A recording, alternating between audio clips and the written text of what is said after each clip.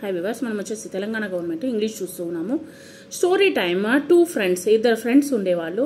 వాళ్ళ యొక్క స్టోరీ మన యొక్క ఒక కథని చెప్పబోతున్నారు. ఇక్కడ చూడండి. వన్ డే స్క్విరల్ అంటే ఒక ఉడత సా ఏ మ్యాంగో, ఒక మామిడి పండుని చూసింది. ఇన్ ఏ చెట్టులో చూసింది. The squirrel ran up the tree to eat the mango.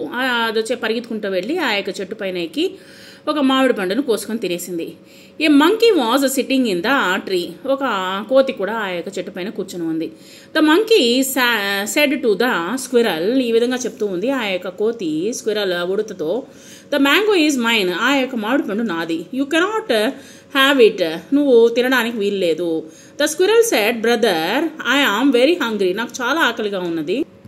Please let me eat half of the mango. మనం ఇద్దరం వచ్చేసి చెరో సగము తిందాము.